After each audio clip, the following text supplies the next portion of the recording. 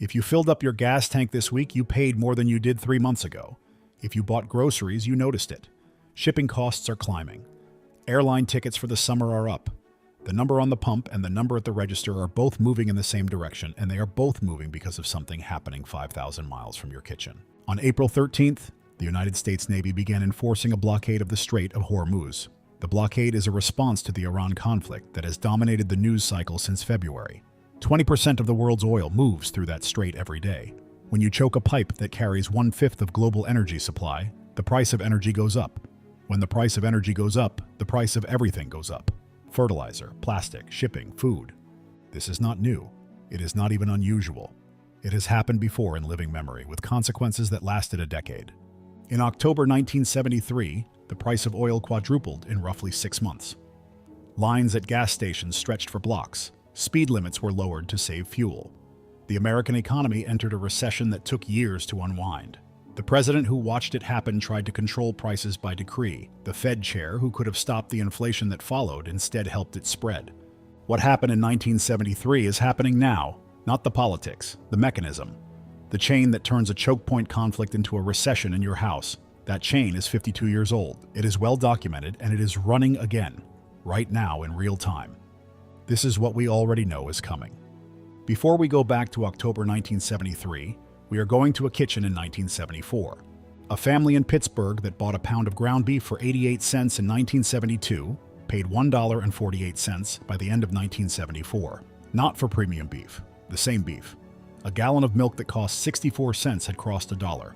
Bread, eggs, coffee, all of it, all at once, all faster than wages were rising. At the gas station, the line started at 6 in the morning and ran around the block.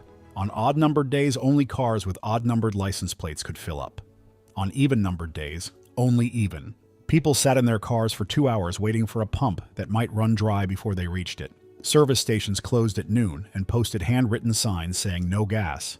Average gas prices in the United States rose from 38 cents per gallon in May 1973 to 55 cents by June 1974. That is 45% in 13 months. The dollar value of every paycheck, every retirement account, every savings account, every life insurance policy seen was being silently revised downward. This was not caused by what was happening in American factories or American farms. It was caused by something that happened 2,500 miles away in October 1973, when a coalition of Arab oil-producing nations made a decision to use oil as a weapon. The decision worked. The American economy paid for it.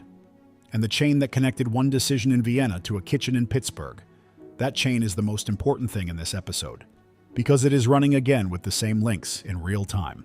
Here is how it happened. On October 6, 1973, Egypt and Syria attacked Israel on Yom Kippur. The United States, after some hesitation, began airlifting weapons to Israel 10 days into the war. On October 17th, the oil ministers of the Arab members of OPEC met in Kuwait City. They made 2 decisions. First, they cut oil production by 5% immediately, with further cuts of 5% every month until Israel withdrew from the territories it had taken in the 1967 war. Second, they imposed a total embargo on oil exports to the United States and the Netherlands, the 2 countries most actively supporting Israel. The effect was immediate and brutal. The price of a barrel of oil rose from approximately $3 in October 1973 to nearly $12 by March 1974, a 4-fold increase in 5 months. But the embargo itself only removed about 7% of global supply. The other 93% should have been enough. So why did prices quadruple? Because of the chain. When supply tightens at the choke point, the first thing that moves is the futures market. Traders price in expected scarcity weeks before actual scarcity arrives. Refineries, which have to plan months in advance, begin hoarding. Shipping rates rise because tankers are rerouted around the affected region. Insurance premiums on oil cargo rise because political risk has increased. Each of these adds a few percent to the final price at the pump. Then the second-order effects begin. Trucking costs rise. And trucking moves food, lumber, retail goods, everything. Plastic and chemical manufacturing costs rise because they use petroleum as feedstock. Fertilizer costs rise because nitrogen-based fertilizer is made from natural gas, which prices alongside oil. Within 90 days of an oil shock, every shelf in every grocery store reflects it. In the United States, the wage and price controls that President Nixon had imposed 2 years earlier were still in effect, an attempt to freeze inflation in place by decree. The controls did not stop what came next. Prices froze at the official level, and goods disappeared from shelves. Farmers stopped slaughtering cattle because beef was capped below the cost of feed. Shortages of beef, gasoline, and consumer goods piled on top of an inflation that was already accelerating. The recession arrived in November 1973 and lasted 16 months. Stock market lost 45% of its value. Unemployment rose to 9%. The dollar weakened against every major currency. That was the precedent. Now look at right now. On April 13, 2026, the United States Navy began enforcing a blockade of the Strait of Hormuz. 20% of global oil supply moves through that strait every day, about 20 million barrels. Compare that to the 1973 embargo, which affected roughly 4.5 million barrels per day at peak. The current disruption is more than 4 times the scale of 1973. The chain has already started running. Brent crude, which traded near $60 per barrel in January, crossed $105 per barrel by the third week of April. That is a 75% increase in roughly 12 weeks. Faster than 1973's pace at the equivalent stage. Shipping rates for oil tankers have tripled since the blockade began.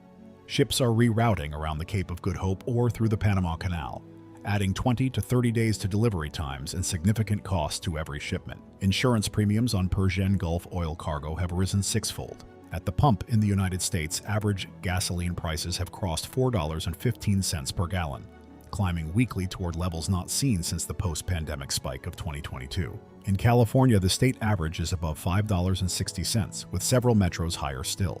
The second-order effects are already visible.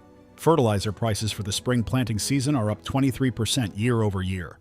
Trucking firms are filing for surcharges on every contract. Airline ticket prices for summer travel are up 16% in 3 months. Meat prices, which lag oil by approximately 90 days, are about to crest. This is the chain. It is the same chain that ran in 1973. It is running faster, and on a larger base, with a larger global economy that is more energy dependent and more interconnected than it was 52 years ago. The question is not whether this becomes a recession. The question is what kind of recession and what the response will be. In 1973, the response was Nixon's price controls. They failed. Then it was Arthur Burns at the Federal Reserve, accommodating the inflation rather than fighting it. That failed too. The bill came due in the form of a decade of stagflation that did not end until Paul Volcker raised interest rates to nearly 20% in 1981 and accepted 2 recessions to break the cycle. What does 2026 do differently? The President of the United States has called for lower interest rates. The current Fed chair, Jerome Powell, leaves in 3 weeks. His replacement, Kevin Warsh, has cleared the Senate Banking Committee and is expected to be confirmed by the full Senate in the coming weeks. The first FOMC meeting under the new chair is in June.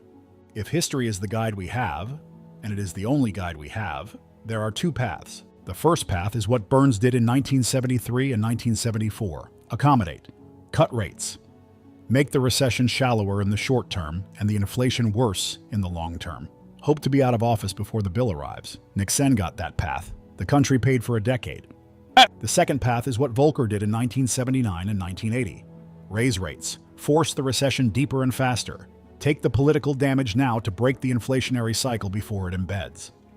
Volcker took that path against the wishes of 2 administrations. The country paid for 2 recessions in 5 years, but inflation was broken, and the dollar held its position as the world's reserve currency for another 45 years. We do not know yet which path Warsh will choose. We know what he has said. He was not asked to commit to any particular interest rate decision.